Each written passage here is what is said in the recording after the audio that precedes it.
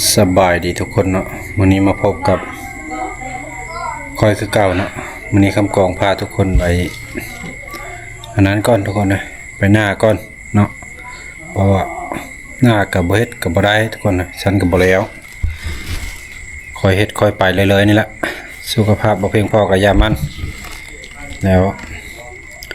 ต้องได้ไปเฮ็ดเนาะเฮ็ดก็คือว่าละเฮ็ดนำเดียวหลายคนนะเมื่อยอยู่ก็บ่เมื่อยปานใดเนาะเพราะว่ามื้อนี้มาอัปเดตอาการให้ฟังทุกคนว่ามันก็เริ่มว่าเมื่อคืนนี้บ่ได้ไอเลยเนาะเมื่อคืนนี้บ่ได้ไอแล้วก็รอติดตามตอนต่อไปว่ามันสิเห็นผลบ่เนาะมันสิดีบ่นี่เขาก็เลยกำลังย่างออกจากเฮือนกำลังสิไปหน้าเนาะพอช่วงนี้เป็นฤดูการเฮ็ดหน้านะก็เลยอย่าบ่ได้ป่าบ่ได้ทุกคนจะเป็นในเฮ็ดเนาะเมื่อยก็อดเอาสู้ๆไปก่อน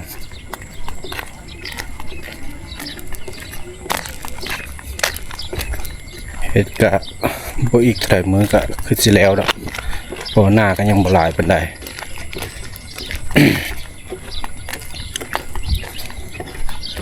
นี่ครับก็ย่างไปหน้าก่อนโอ้เนาะนี่เป็นบรรยากาศตอนเช้าอยู่พี่ได้บรรณากระถางเมืองมหาไซแขวงขมวนเนาะ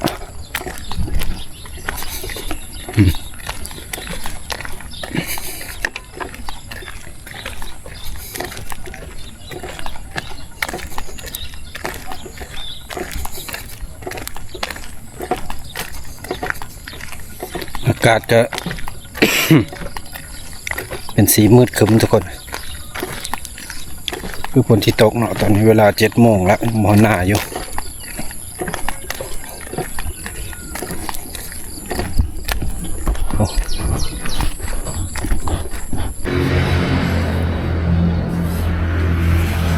สรุปแล้วก็มื้อนี้ค่อยบ่ได้ไปหน้าทุกคนเพราะว่ามื้อนี้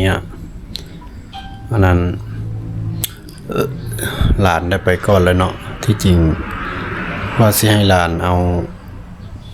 น้องน้ำกิ่งอยู่เฮือนเนาะและหลานไปก่อนแล้วก็เลยเฮาก็ได้เอาลูกอยู่เฮือนแน่ต่างพักห่างกายเนี่ยเนาะต่างพักผ่อนแน่ทุกคนเพราะว่ามื้อนี้เฮาก็ได้เอาลูกอยู่เฮือนเนาะตอนนี้น้องน้ำขิงเพิ่นก็ได้นอนหลับแล้วทุกคนนี่ตอนนี้ก็นอนอยู่ในเฮือนนี่นอนแล้วนอนหลับแล้ว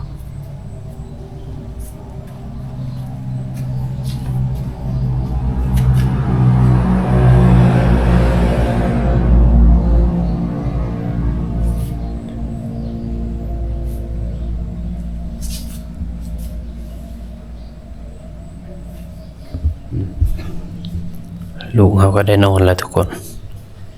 ให้นอนพักผ่อนก่อนเดี๋ยวตื่นนอนแล้วก็เอามันต่อเพราะว่าให้แม่น้องน้ำขิงไปก็พอแล้วทุกคนเพราะว่าเขาก็ได้พักผ่อนไปในตัวแน่เนาะเพราะว่าเขาก็เริ่มสักยาเมื่อวานนี้สักยาใส่สโลมวันนี้อันนี้ก็คันดีคือเมื่อคืนนี้เนาะรู้สึกว่าบ่ได้ไอแล้วเมื่อคืนนี้เนาะมีแต่จาม2 เทื่อแล้วก็แจ้งเลยเนาะได้นอนปกติแต่ว่าถ้าว่ามันดีไปเลยๆก็โอเคอยู่ทุกคนเนาะเพราะว่าเฮาก็บ่มีเงินแน่เนาะเพราะว่าสิไปปีนโปไก่ก็มีแต่ว่าอันหมู่เพิ่นหรือว่าน้องนุงอ้ายน้องเนาะเขาคนที่รู้จักหรือหมู่เพิ่นทาง Facebook เนาะ เขาคอมเมนต์มาบอกว่าบางคนก็ให้ไปหาหมอลาวแล้วก็ให้เขาเอิ้นหยังความเชื่อส่วนบุคคลนะให้ไปหม้อแล้วก็ไปเป่าเบิ่งเขาว่าเนาะแต่ว่าเฮาขอกินยาที่ว่าแพทย์เพิ่นวางให้ก่อนแล้วก็ยังไปเป่าเนาะโปรไปตามขั้นตอนทุกคนเลยเพราะว่าเฮาก็เห็นได้บ่มีไผอยากเก็บอยากเป็นเนาะแต่มันก็จำเป็นนะหอนมือมันละคันมันดีไว้ก็ดีอยู่พอได้มีเวลาหาเงินคำใช้ต่อไปทุกคนเลยตอนนี้เฮาก็ได้อยู่เฮือนมื้อนี้เนาะมื้อที่จริงก็แม่น้องน้ำคิงก็บอกว่าให้เอาลูกไปอยู่เถียงนาเนาะแต่เฮาบ่อยากเอาไปเพราะว่าเถียงนามันบ่มีวันอยู่นะมันเถียงนามันก็แคบแน่เนาะลูกก็กำลังดื้อนะปีนึงกับ3เดือนเนาะ3เดือนปลายนี่ละลูกพอกำลังดื้อแน่เนาะพอก็บ่ค่อยสบายแน่ก็เอาลูกอยู่เฮือนไปก่อนให้แม่เข้าไปดำนาก่อนเนาะนี่เขาก็อยู่เฮือนนี้เดี๋ยวพอละให้ลูกตื่นแล้วก็อาบน้ำให้แล้วก็เอานมให้กินเนาะแต่ขอบใจเด้อทุกคนเด้อที่ว่าให้คำแนะนำเนาะทุกอย่างแล้วก็ฝากแชร์คลิปนี้แน่แล้วก็สิเฮ็ดคลิปเล่าอาการให้พังไปเลยๆอัปเดตไปเลยๆเนาะว่ามันสิดีขึ้นบ่หรือสิหนักไปมื้อหน้าเฮาสิถ่ายให้เบิ่งแต่ละมื้อแต่ละเว้นเนาะเพราะว่าเฮาก็อยากได้ความรู้จากผู้ที่ว่าเคยมีประสบการณ์หรือว่าเคยเป็นมาก่อนเนาะแต่บางคนก็ว่าดีเนาะตอนนี้เฮาก็ยังบ่ได้เป็นแห้งปานใดเพราะว่าปอดโบมหรือว่าผู้บางคนว่าปอดอักเสบเนาะก็มันยังบ่ได้ถึงว่าขนาดหุงแห้งเฮาก็ลองคอยปีนโปไปเรื่อยๆเบิ่งก่อนเพิ่นห้ามบ่ให้กินนึงมาน้ำเย็นทุกคนเลยแล้วก็ตากพัดลมเนาะบ่ให้ตากพัดลมแล้วก็ของมักของดองบ่พาให้กินเพิ่นว่าให้ดีก็ยังค่อยกินเนาะเอาก็เลยว่า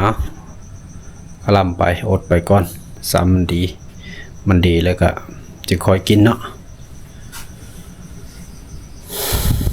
เมื่อยเนาะทุกคนเงินคำยังว่าได้สุขภาพนี่ตัวเมื่อยยุบลงบาดเดียวเนาะเพราะว่าเฮาก็ผ่านมากอะหลายปีละ 4-5 ปีเนาะเฮาบ่เคย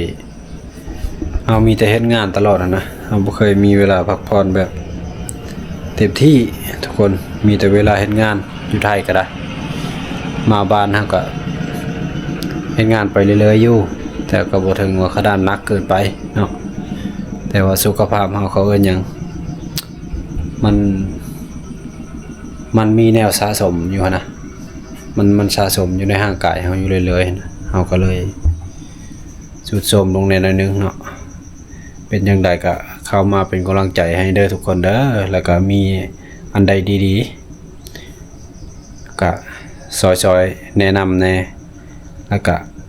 สิไปโปรตามขั้นตอนเนาะถ้ามันดีขึ้นไปเรื่อยๆก็สาธุถ้าว่า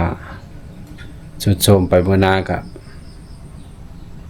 เฮาอย่าเป็นได้โปรจนชุดขีดทุกคนเลยเนาะชีวิตเกิดมาเป็นคนชาติเดียวเป็นมนุษย์ชาติเดียวเท่านั้นต้องโปรให้เต็มที่ให้มันดีไวๆที่สุดทุกคนเนาะพอหน้าเฮาก็ยังบ่ได้เคิงเลยตรงนี้เนาะแล้วแต่ทงนึงยังอีกทงนึงแล้วก็ขอบใจผู้ที่อยู่เบื้องหลังทั้งพ่อแม่และอ้ายน้องทุกคนเนาะแล้วก็ที่ให้กำลังใจและบอกช่องทาง ปินโปให้คอยเนาะเพราะว่าคอยก็ได้มาอัดคลิปขอความช่วยเหลือนำทุกคนแล้ว ก็เลยอยากรู้ทางไปว่าไปโปอยู่ไสยังดีไว้ถ้าว่าสีนอนเหงาอยู่กะมันเป็นไปบ่ได้ทุกคนเนาะเฮาก็ตอนนี้ก็ยังบ่ถึงขนาดว่าสุดโทรมแห้งเกิดไปพอเพิ่งพาตัวเองได้อยู่เนาะแต่ว่าอยากมีช่องทางอยากมีผู้แนะนำอยากมีผู้สีทิศยังทางบอกให้มาไปโปอยู่หันอยู่นี่เฮ็ดแบบนั้นแบบนี้มันจึงดีเนาะบ่ได้ว่ามาขอความช่วยเหลืออย่างอื่นเนาะทุกคนเนาะอันนี้เฮาก็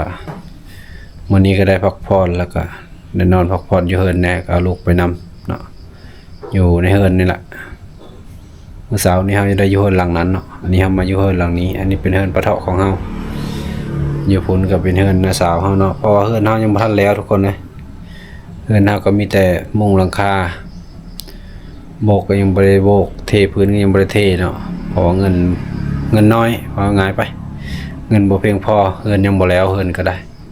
สุขภาพก็ไปก่อนแล้วเอาจังใดก็บอกตัวเองว่าสู้ๆไปก่อนเนาะเอาสำหรับคลิปนี้ก็